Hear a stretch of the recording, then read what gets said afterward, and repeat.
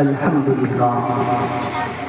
لله رب العالمين والعاقبة للمتقين وعلى آله وأصحابه أجمعين أما بعد فقد قال الله تبارك وتعالى في القرآن المجيد والفرقان الحميد أعوذ بالله من الشيطان الرجيم بسم الله الرحمن الرحيم قل إن الموت الذي تفرون منه فإنه ملاقيكم ثم تردون إلى عالم الغيب والشهادة فينبئكم بما كنتم تعملون صدق الله مولانا العظيم وصدق رسوله النبي المتين المبين الموعد الكريم ونحن على ذلك من الشاهدين والشاكرين والحمد لله رب العالمين پیاسے رہ جاؤ گے ساقیے کوثر کو چھوڑ کر، پی جاؤ چاہے ساتھ سمندر میں توڑ کر، پر کتنا بلند ہو گیا مٹی کا آدمی رشتہ رسول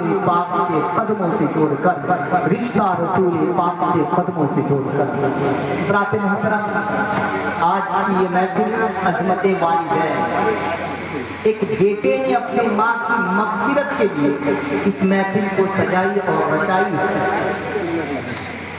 بڑی خوش نصیبی کی بات یہ ہے ہماری اولاد کے لیے کہ ہمارے اولاد کے درمیان اولاد نبی، اولاد علی تشریف لائے ہیں۔ بتایا جاتا ہے کہ جس علاقے اور جس بستی میں کسی عالم دین کا قدم پڑ جاتا ہے تو رب کائنات اس قدم کی برکت سے اس قبرستان والوں کی مغفرت فرما دیتا ہے۔ اور خوش نصیبی کی بات یہ ہے کہ جس کی مغفرت کی دعا کرنے کے لیے اولاد نبی آئے، اولاد علی آئے، ان کی مغفرت یقیناً ہو جائے گی، یہ میرا ایمان ہے۔ تو یہ ہمارا اور آپ کا مقدر ہے، ہماری اور آپ کی قسمت ہے کہ آج ہم اور آپ اس نگاہ سے، اس آنکھوں سے اس اللہ کے نبی کے اولاد کو دیکھیں گے اور اپنی آنکھوں کو ٹھنڈک پہنچائیں گے۔ اور خوشی کی بات یہ ہے کہ یہ اولاد علی عالم بھی ہے، ان کے والد جو تھے اللہ اکبر بتایا یوں جاتا ہے وہ بھی اللہ والد تھے اور یہ بھی عالم ہے، اور ان کے اولاد جو ہے وہ بھی عالم ہے۔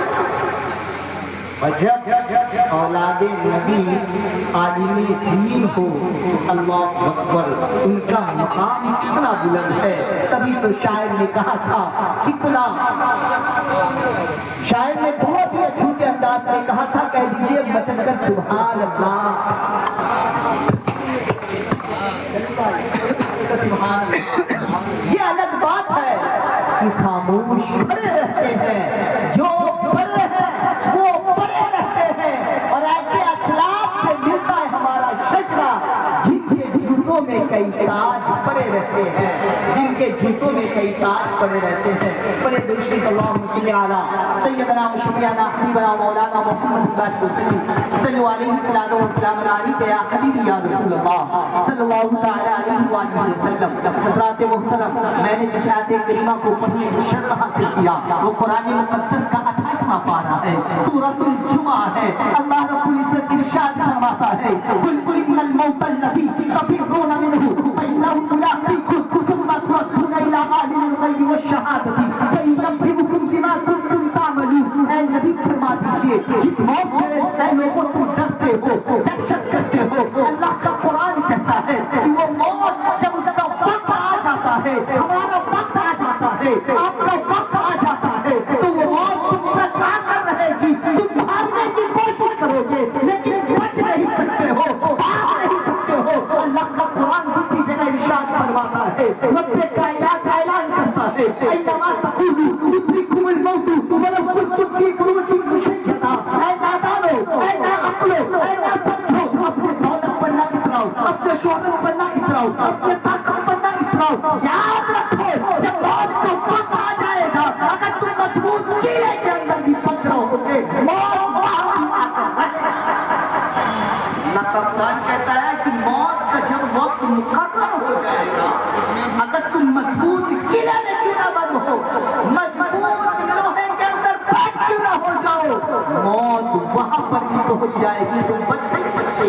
لیکن اللہ کے نبی صلی اللہ علیہ وسلم ارشاد فرماتے ہیں الصدقۃ رد البلاء، اے لوگوں اگر بلاؤں سے بچنا چاہتے ہو، پریشانی سے بچنا چاہتے ہو، بری موت سے بچنا چاہتے ہو، تو اپنے نام سے صدقہ کر لیا کرو۔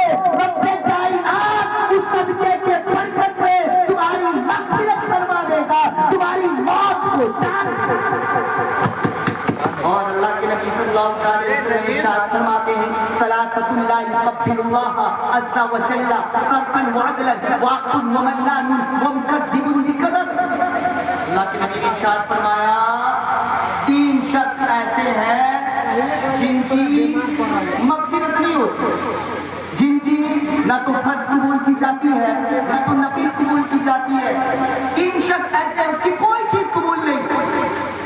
بتایا گیا سب سے پہلے جو بندہ صدقہ کرے، جو بندہ خیرات کرے، جو بندہ کسی کی مدد کرے اور احسان جتلائے۔ آج ہوتا ہے نا ہم اور آپ کسی پر احسان کرتے ہیں تو اپنے آپ کو بڑا بننے کی کوشش کرتے ہیں، بلکہ ہمیں اور آپ کو یہ گمان کرنا چاہیے، یہ خیال کرنا چاہیے کہ رب کائنات نے مجھے اس قابل بنایا ہے، اس مقام پر پہنچایا ہے جس کی وجہ سے میں اس کی مدد کر رہا ہوں۔ لیکن اگر تم احسان جتلاتے ہو تو قرآن مقدس کا تیسرا پارہ ہے، سورۃ البقرہ ہے، تیسرا صفحہ ہے، تیسرا رکوع ہے، اللہ کا قرآن کہتا ہے یا ایھا الذین آمنوا لا تبطلوا صدقاتکم بالمن والأذى، اے ایمان والو اپنے صدقہ اور خیرات کو برباد نہ کرو، ضائع نہ کرو، بالمن والأذى۔ اگر تم احسان جتلا دیتے ہو تمہارا صدقہ اور خیرات برباد ہو۔ کون کہہ رہا ہے؟ یہ رب ارشاد فرماتا ہے، اللہ کے نبی نے ارشاد فرما دیا تین بندے ایسے ہیں جس کی نہ تو فرض قبول ہے نہ تو نفل قبول ہے۔ جس میں سے پہلا بندہ یہ ہے کہ جو بندہ صدقہ کر کے خیرات کر کے کسی کی مدد کر کے احسان جتلائے۔ دوسرا بندے کے بارے میں یہ بتایا گیا ہے کہ جو اپنے ماں باپ کی نافرمانی کرتا ہے، اللہ اکبر، اس کی بھی عبادت قبول نہیں ہے، اس کی بھی عبادت قبول نہیں ہے۔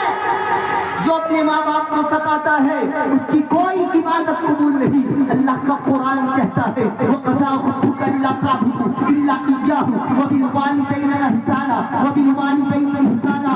اے لوگوں جب تم میری عبادت سے فارغ ہو جاؤ، جب تم میری پوجا کر لو، جب میری پیروی کر لو، جب میری پرستش کر لو، اس کے بعد سب سے پہلے ماں باپ کے ساتھ حسن سلوک کرو، ماں باپ کے ساتھ اچھائی کرو، ان کے ساتھ نرمی اختیار کرو، تم یہاں بھی کامیاب ہو جاؤ گے، وہاں بھی کامیاب ہو جاؤ گے۔ اللہ کا قرآن کہتا ہے تم یہاں بھی کامیاب ہو جاؤ گے، وہاں بھی کامیاب ہو جاؤ گے۔ دوسری جگہ اللہ کے نبی صلی اللہ علیہ وسلم نے ارشاد فرمایا اے لوگوں جب تمہارے ماں باپ مر جائے، پردہ فرما جائے، تو یہ نہ سوچو تم پر سے ان کا حق ختم ہو گیا یا تمہاری ذمہ داری نہیں ہے ان کا تم دیکھ بھال کرو، یہ نہ سوچو۔ آج ہوتا ہے نا کسی کی ماں مر گئی، کسی کا باپ مر گیا، تو سالوں سال پاکستان نہیں جا رہا۔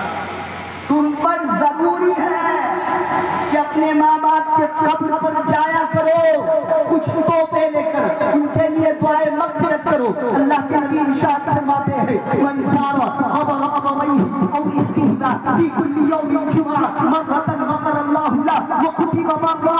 اے لوگوں قبر کی زیارت کیا کرو، ماں باپ کے قبر پر جایا کرو، من کل یوم جمعہ، کم سے کم جمعے کے دن جایا کرو، وکتب مرہ، اور ان کے لیے دعائیں مغفرت کیا کرو۔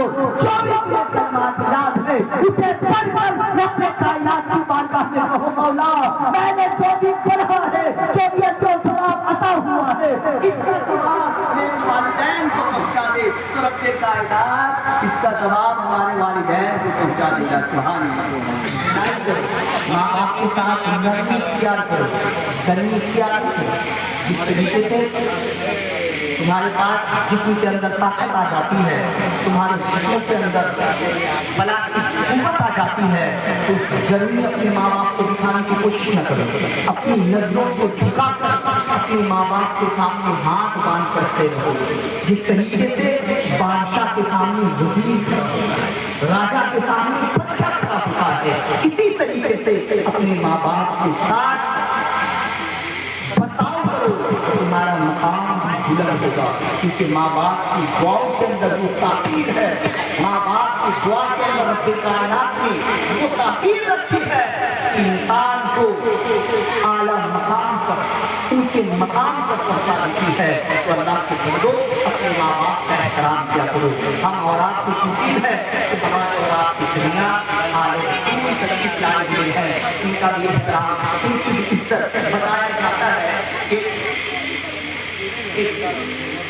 شیعہ آدمی سے پوچھا گیا جب وہ ہندوستان میں کسی طریقے سے داخل ہوا سنیوں کو بدلانے کے لیے, ایمان کو چھیننے کے لیے, جب وہ مناظرہ میں ہار گیا تو کے ساتھ اس نے ایک بات کہہ کر اس عالم دین ایک جملہ بات کہا تھا حضرت امام حسین کے فضیلت کو بیان کرتے ہوئے, اور کہا مناظرہ کے درمیان کہا تھا کہ لوگوں ہم میں سے جب کوئی مر جاتا ہے تو ہم اور آپ حضرت امام حسین کے قبر مبارک کے پاس اپنے مردوں کو چکر لگاتے ہیں, اپنے مردوں کو قبر مبارک کے پاس گھماتے ہیں. تاکہ اس لیے گھماتے ہیں کہ ان کی برکت سے رب کائنات ہمارے مردوں کی مغفرت ہمارے مردوں کی مغفرت عطا فرما دیتا ہے. حضرت امام حسین کی برکت کی وجہ سے اور اس سے ایک جملہ اور کہا جاتا ہے تو وہ ہمارا ایمان ہے, ہمارا یقین ہے کہ اگر 40 میل دور سے بھی اگر حضرت امام حسین کے ارد گرد اپنے مردوں کو گھما دیا جائے تو ہمارے مردوں کی بخشش ہو جاتی ہے. یا اللہ کے بندو ہم اور آپ کی نصیب ہے کہ حضرت امام حسین کے نسل سے ہمارے اور آپ کے درمیان سرکار باب حضور تشریف لائے ہیں. ہم اور آپ کتنے خوش نصیب ہے کہ ہمارے اور آپ کے درمیان یہ ہماری اور آپ کی خوش نصیب ہے باب حضور تشریف لائے ہیں. رب کائنات کی بارگاہ میں دعا ہے کہ رب کائنات ان کے وسیلے سے ہم تمام لوگوں کو ہدایت نصیب عطا فرمائے, ہم تمام لوگوں کو بچوں کا نماز جماعت کے ساتھ پڑھنے کی توفیق عطا فرمائے, اور ان کے وسیلے سے رب کائنات مرحومہ مغفورہ کی مغفرت عطا فرمائے. آمین کی مانگ تمام ہدایت اللہ ربی بكل ذنب واتوب كلمة طيبة لا إله إلا الله محمد رسول الله صلى الله عليه وسلم. شمع آباد کی زندگی